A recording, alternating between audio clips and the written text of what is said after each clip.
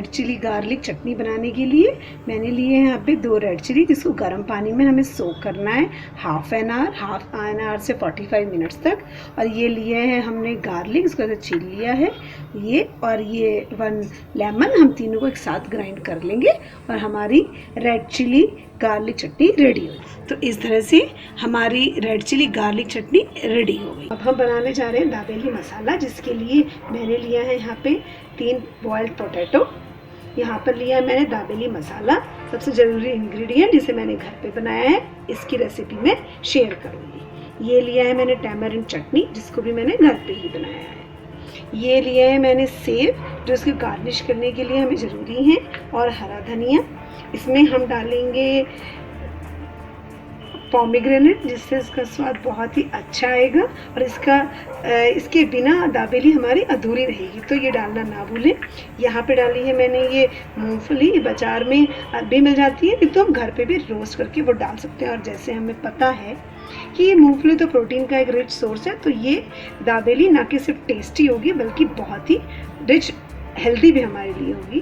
और इसमें हम डालेंगे ओनियन, ये ऑप्शनल है, अगर डालना चाहे तो, नहीं तो अवॉइड भी की जा सकती है। और जैसे कि हमें पता है कि ये गुजरात की एक बहुत ही फेमस डिश है, और इसकी स्पेशलिटी ये है कि इसमें अनार की ताजगी है, तो इसमें साथ साथ टैमरिंड चटनी की खटास भी है, और इसमें हम बनाएंगे जो लाल चटनी, उसका तीखापन। और बिना पाव के कैसे बन सकती है हमारी दाबेली, तो इसके लिए मैंने लिए है पाव। कोशिश करें कि हम ताज़े ही पाव लें। और यहाँ लिया है बटर, हम अपने इनको पाव को बटर में ही सेकें। तो दाबेली मसाला बनाने के लिए सबसे पहले मैंने कढ़ाई में इस तरह से 1 चम्मच ऑयल ले लिया है, 1 बड़ा चम्मच।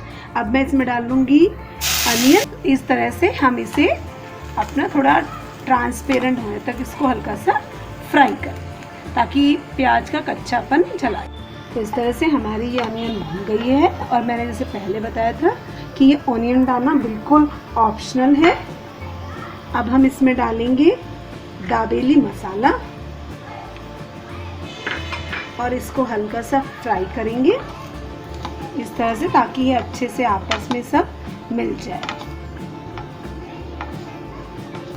और जैसे मैंने बताया था, दाबेली मसाला बनाना भी बहुत ही आसान है। मैंने तो इसे घर पर बनाकर रख रखा है, जब भी बनाना हो दाबेली तो मेरी दाबेली ये झटपट तैयार हो जाती है, हर बार मसाला बनाने की कोई ज़रूरत नहीं।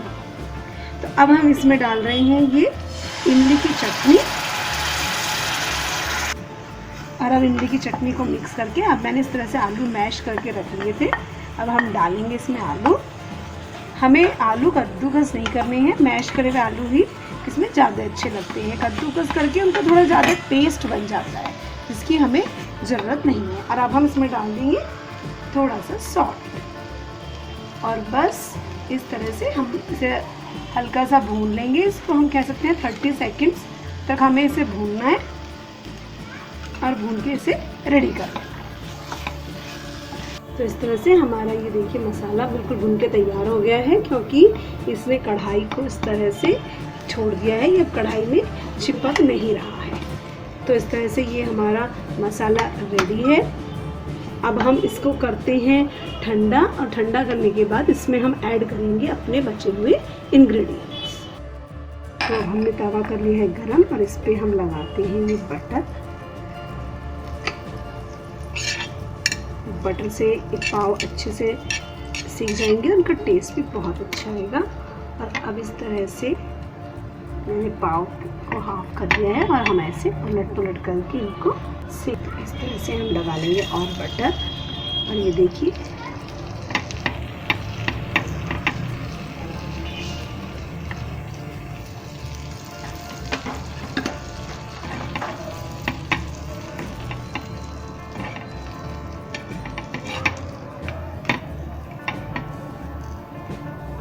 इस तरह से हम इनको सेक कर रेडी कर लेते हैं। तो अब हम अपने इस मसाले को हमने कढ़ाई में ही ठंडा कर लिया है। अब हम इसको पलट लेते हैं इस तरह से, और इसमें हम अपने रिमेनिंग जो भी इंग्रेडिएंट हैं वो सब अच्छे से इसमें हम कर देंगे मिक्स। इसमें हम डाल लेंगे पोमीग्रेनेट सीड। तो ये आफ्टर पोमीग्रेनेट सीड अब हम इसमें डालते हैं मिक्स कर लें या ऐसे ही रहने दें, क्योंकि कोरिएंडर भी जो मैंने इसमें डाला है ये भी इसमें अच्छे से मिक्स हो जाएगा। तो हमने इसमें 3 चीज़ें ऊपर से ऐड करी हैं मसाला बनाने के बाद, कोरिएंडर, ग्रीन कोरिएंडर, पीनट और पोमेग्रेनेट सीड। तो अभी हमारा मसाला रेडी हो गया है फिलिंग के लिए। तो अब हम शुरू करते हैं फिलिंग। और तो अब हम करते हैं रेडी अपने पाव। इसके लिए हम सबसे पहले लेंगे पाव, इस पर हम लगाएंगे अपनी ये गार्लिक रेड चिली चटनी।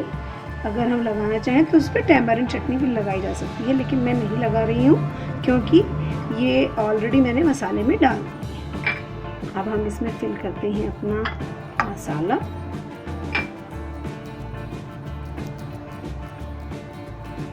इस तरह से हम इसके साइड में इसको और सुंदर और टेस्टी बनाने के लिए इस तरह से हम ऐसे, या हम चाहें तो प्लेट में थोड़ा सा इस तरह से डालने के बाद इस पर भी इस तरह से करके हम इस पे, ये देखिए कितना सुंदर लग रहा है। ये ऐसे ही हम अनार डालेंगे अपने इसमें थोड़े से, और ये साथ में हमारे इसमें ये देखिए, वाह कितना सुंदर कलर कॉम्बिनेशन और उतना ही ज़्यादा टेस्टी हमारी ये दाबेली बनी है।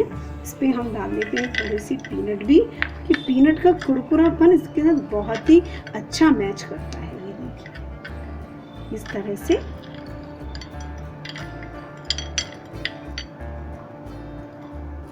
हमारी ये दाबेली रेडी हो गई है। इसी तरह से हम फिल करके अपनी सारी दाबेली रेडी कर लेते हैं। तो इस तरह से मैंने अपनी सारी दाबेली बना के रेडी कर ली।